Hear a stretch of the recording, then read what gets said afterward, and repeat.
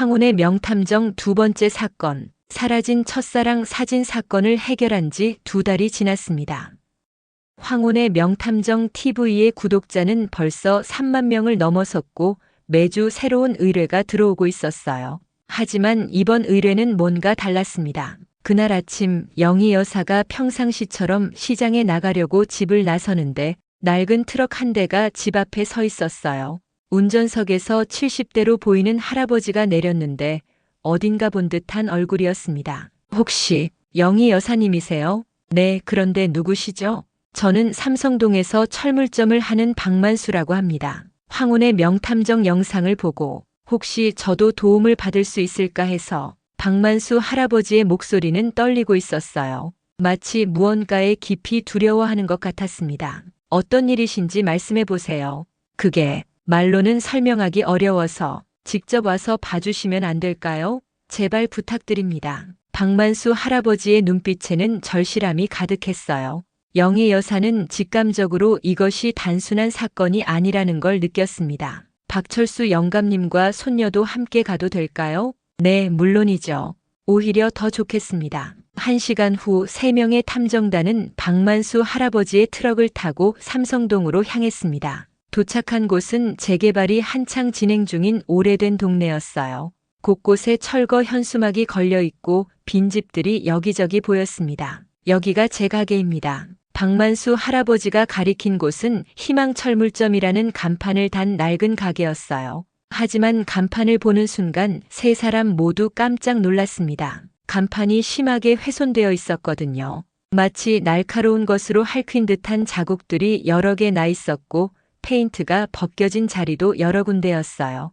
언제부터 이렇게 된 거예요? 박철수 옹이 물었어요. 일주일 전부터요. 처음에는 단순한 장난인 줄 알았는데 매일 밤마다 계속되고 있어서 CCTV는 없어요? 미나가 주변을 둘러봤어요. 설치했지만 범인은 얼굴을 가리고 나타나요. 그런데 이상한 건 박만수 할아버지가 목소리를 낮췄어요. 간판을 망가뜨리면서 뭔가를 찾고 있는 것 같아요. 찾고 있다고요? 네. 간판을 자세히 뜯어보더라고요. 마치 그 안에 뭔가 숨겨져 있는 것처럼. 영희 여사가 간판을 유심히 살펴봤어요. 희망철물점이라는 글자 아래쪽에 이상한 자국이 있었습니다. 여기 뭔가 붙어있던 자리 같은데요. 아, 그게 박만수 할아버지의 얼굴이 어두워졌어요. 원래는 다른 간판이 있었어요. 50년 전에 아버지가 처음 가게를 열었을 때 어떤 간판이었는데요? 성실철물점이었어요. 그런데 어떤 일이 있어서 간판을 바꾸게 됐죠. 박철수 옹의 형사 본능이 발동했어요. 어떤 일이었나요? 박만수 할아버지는 한참을 망설이더니 무거운 입을 열었습니다. 50년 전에 이 동네에서 끔찍한 사고가 있었어요.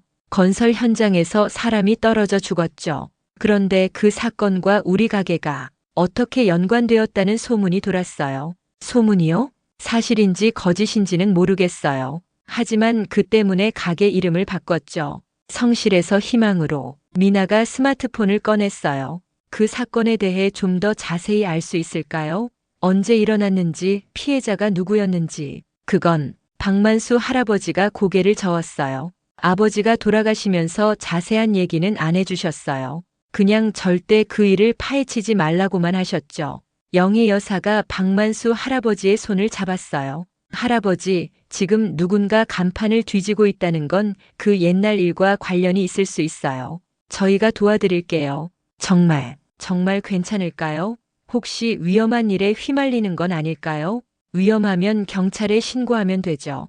일단은 사실관계부터 파악해보자고요.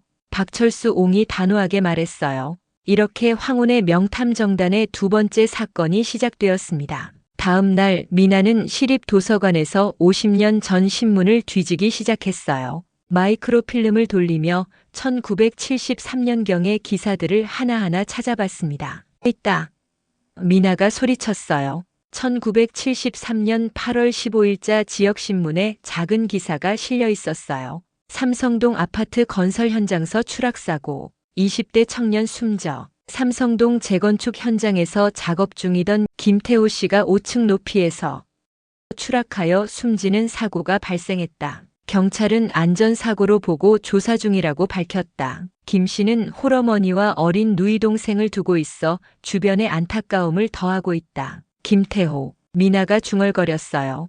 이 사람이 그때 죽은 사람인가 보네. 더 찾아보니 후속 기사들도 있었어요. 하지만 이상하게도 며칠 후부터는 이 사건에 대한 기사가 더 이상 나오지 않았어요. 마치 의도적으로 묻혀버린 것 같았습니다. 한편 박철수 옹은 동네 파출소를 찾아가서 옛 사건 기록을 알아봤어요. 하지만 50년이나 지난 기록들은 대부분 폐기되었거나 다른 곳으로 이관되어서 쉽게 찾을 수 없었어요.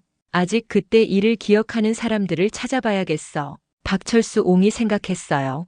영희 여사는 박만수 할아버지와 함께 동네를 돌아다니며 오래 산 주민들을 찾아봤어요. 70대, 80대 어르신들을 만나 그때 일에 대해 물어봤죠. 아, 그 사건. 80대 김영순 할머니가 기억을 더듬었어요. 끔찍한 일이었지. 그 젊은 친구가 그렇게 갑자기. 혹시 사고가 아니라는 소문도 있었나요? 영희 여사가 조심스럽게 물었어요.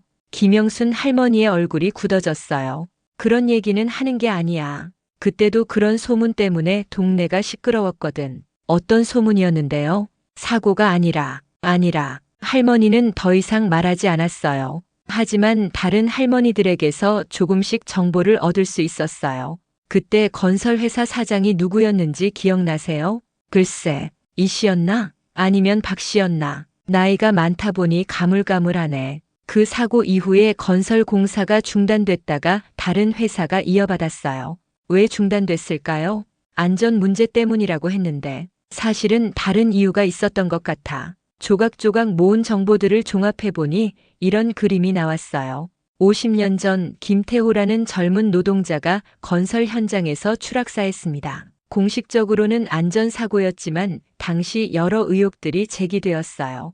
그리고 그 사건 직후 건설회사가 바뀌고 주변 상점들도 이름을 바꾸는 등 동네 전체가 뭔가 숨기려는 분위기였다는 거죠. 사흘째 되는 날 밤 또다시 간판 훼손 사건이 일어났어요. 이번에는 미나가 몰래 카메라를 설치해뒀기 때문에 범인의 행동을 자세히 관찰할 수 있었습니다. 할머니, 할아버지, 이거 봐요. 미나가 촬영한 영상에는 검은 옷을 입고 모자를 깊이 쓴 사람이 간판을 조심스럽게 뜯어내는 모습이 나와 있었어요. 그런데 이상한 건 그 사람의 행동이었습니다. 간판을 망가뜨리려는 게 아니라 정말로 뭔가를 찾고 있는 것 같았어요. 저 사람이 간판 뒤쪽을 계속 살펴보고 있네. 박철수 옹이 화면을 자세히 들여다봤어요. 혹시 간판 뒤에 뭔가 숨겨져 있는 건 아닐까요? 영희 여사가 물었어요. 다음 날 아침 박만수 할아버지의 허락을 받아 간판을 완전히 떼어내 봤어요. 그런데 정말로 놀라운 것을 발견했습니다. 옛 간판 뒤쪽에 작은 봉투가 테이프로 붙어 있었거든요. 50년의 세월을 견뎌내느라 봉투는 누렇게 변해 있었지만 안에 내용물은 그대로 보존되어 있었어요. 이게 뭐지? 박철수 옹이 조심스럽게 봉투를 열었어요. 안에는 작은 쪽지와 낡은 사진, 그리고 작은 천 조각이 들어 있었어요. 쪽지에는 흘려 쓴 글씨로 이렇게 적혀 있었습니다. 누군가 진실을 알아야 한다. 태호는 저절로 떨어진 게 아니다. 이 증거를 잘 보관해라. 1973년 8월 20일 목격자 김성구. 사진은 흐릿했지만 건설 현장의 모습이었어요. 그리고 천 조각은 영희 여사가 자세히 보더니 깜짝 놀랐어요. 이건 작업복 조각이야. 그런데 찢어진 게 아니라 칼로 잘라낸 것 같아. 칼로요? 미나가 의아해했어요. 봐, 이 가장자리가 너무 깔끔해. 사고로 찢어졌다면 이렇게 반듯하지 않을 거야. 박철수 옹이 사진을 더 자세히 들여다봤어요. 이 사진에 혹시 사람들이 보이지 않나? 확대해보니 정말로 몇 명의 인물들이 흐릿하게 나와 있었어요. 하지만 50년 전 사진이라 얼굴을 알아보기는 어려웠습니다. 김성구라는 사람을 찾아봐야겠어. 영희 여사가 말했어요. 50년이 지났으니 아직 살아계실지. 박철수 옹이 걱정스럽게 말했어요. 하지만 미나가 인터넷으로 검색해보니 놀라운 사실을 발견했어요. 할머니 김성구라는 분이 아직 살아계셔요. 그런데 뭐? 지금 요양원에 계세요. 치매를 앓고 계신다고 하네요. 세 사람은 서로를 바라봤어요. 유일한 목격자가 치매 환자라니. 하지만 포기할 수는 없었어요. 다음 날 세 사람은 김성구 할아버지가 있는 요양원을 찾아갔어요. 85세의 김성구 할아버지는 휠체어에 앉아 창밖을 멍하니 바라보고 계셨습니다. 할아버지 안녕하세요. 영희 여사가 조심스럽게 인사했어요. 누구시지? 김성구 할아버지의 목소리는 가늘고 떨렸어요. 저희는 50년 전 삼성동 건설 현장 사고에 대해 여쭤보러 왔어요. 순간 김성구 할아버지의 눈빛이 달라졌어요. 흐릿하던 눈이 갑자기 또렷해지더니 온몸이 떨리기 시작했어요. 태호가? 할아버지가 갑자기 소리쳤어요. 태호를 밀쳤어. 내가 봤어. 간병사가 달려왔어요. 어르신 왜 그러세요? 진정하세요. 아니야. 사고가 아니었어. 누군가 밀쳤다고. 김성구 할아버지가 계속 소리쳤어요. 박철수 옹이 할아버지의 손을 잡았어요. 할아버지, 누가 밀었나요? 누구를 보셨나요? 그 사람, 양복 입은 사람. 김태호한테 뭔가 소리치더니 갑자기 할아버지는 말을 잇지 못하고 눈물을 흘렸어요. 할아버지, 그때 간판집 뒤에 증거를 숨기신 거죠? 영희 여사가 물었어요. 증거를 숨겨야 했어. 그 사람들이 찾고 있었거든. 나까지 위험해질 뻔했어. 어떤 사람들이요?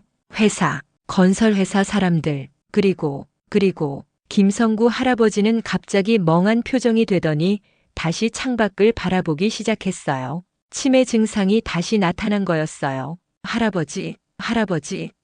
미나가 불러봤지만 대답이 없었어요. 간병사가 말했어요. 어르신이 가끔씩 이렇게 옛날 일을 생생하게 기억하실 때가 있어요. 하지만 금방 다시 잊어버리시죠. 세 사람은 요양원을 나와서 들은 증언을 정리했어요.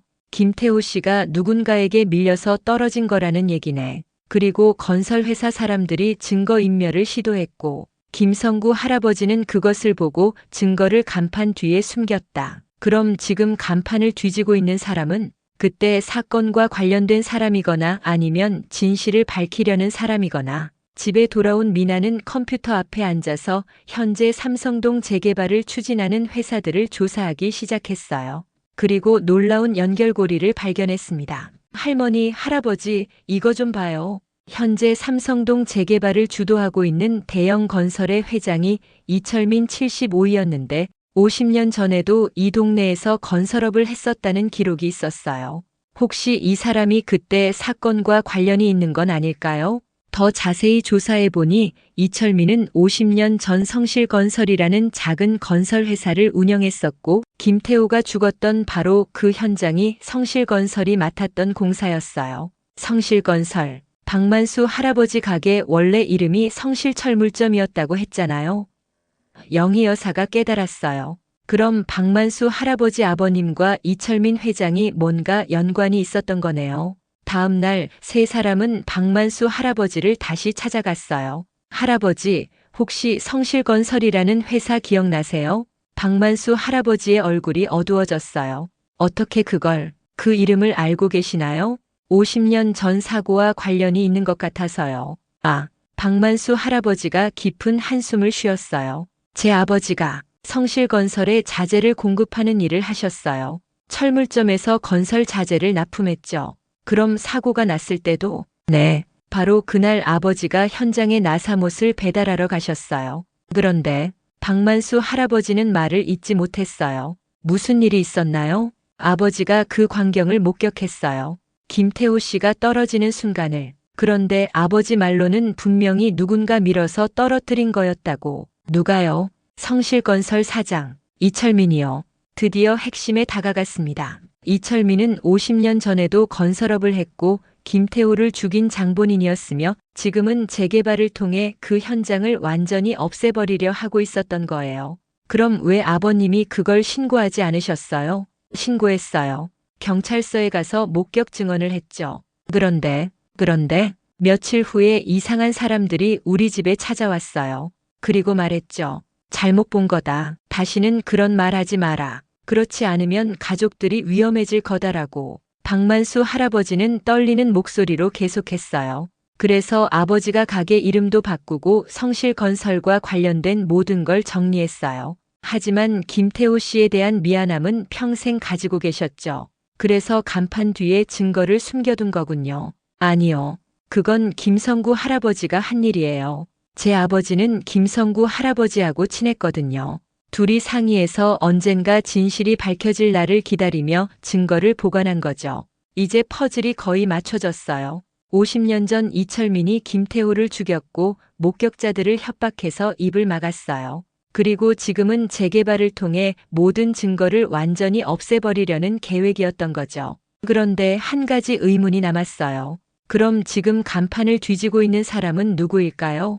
그날 밤 미나는 저구에선 카메라를 설치해서 범인을 다시 관찰했어요. 그리고 놀라운 장면을 포착했습니다. 범인이 모자를 벗는 순간이 찍힌 거예요. 그런데 그 얼굴은 미나가 화면을 확대해 봤어요. 이 사람 젊은 여자네. 다음 날 세 사람은 그 여성을 찾아내기 위해 동네를 돌아다녔어요. 그리고 놀라운 사실을 발견했습니다. 그 여성은 김태호의 누이 동생 김영숙이었어요. 50년 전 24살의 오빠를 잃고 평생을 오빠의 죽음에 대한 진실을 찾기 위해 살아온 사람이었습니다. 김영숙을 만난 자리에서 그녀는 모든 걸 털어놨어요. 50년을 기다렸어요. 오빠가 왜 죽었는지, 누가 죽였는지 알고 싶었어요. 어떻게 간판에 증거가 숨겨져 있다는 걸 아셨어요?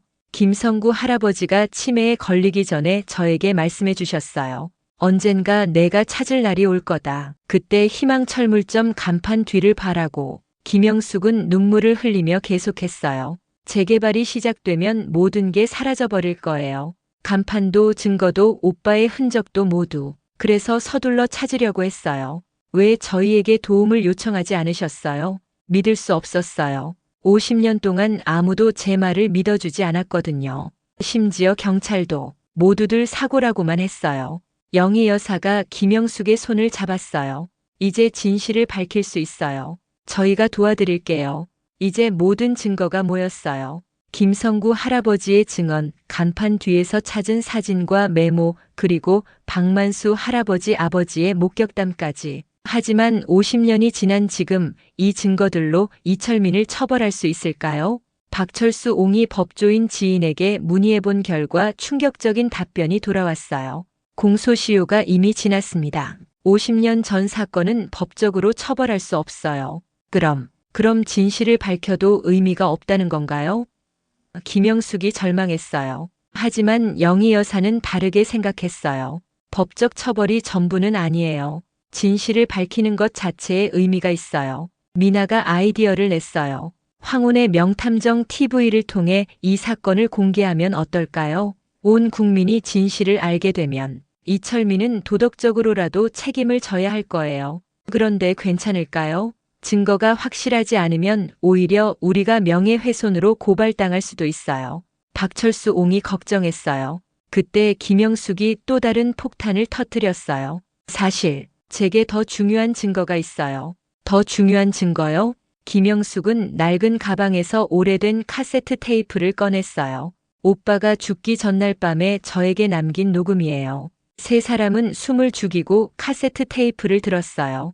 50년 전 젊은 남성의 목소리가 희미하게 들려왔습니다. 영수가 형이 이런 말하면 이상하겠지만 혹시 내가 내일 일해서 돌아오지 못하면 이 녹음을 경찰서에 가져가라. 왜 그런 말을 해, 오빠? 성실건설 이철민 사장이 자꾸 이상한 요구를 해. 건물 기둥에 부실한 자재를 써달라고. 내가 거절하니까 협박을 해. 만약 내가 말을 안 들으면 일에서 쫓겨날 뿐만 아니라 다른 현장에서도 일 못하게 만들겠다고. 그럼 그냥 들어주면 되잖아. 안 돼, 영수가. 그렇게 지으면 나중에 사람들이 다칠 수도 있어. 내가 양심을 팔 수는 없어. 내일 이철민한테 확실히 거절 의사를 전달할 거야. 하지만 혹시나 해서 만약 내게 무슨 일이 생기면 이 녹음을 증거로 써라. 테이프가 끝나자 모두가 조용해졌어요.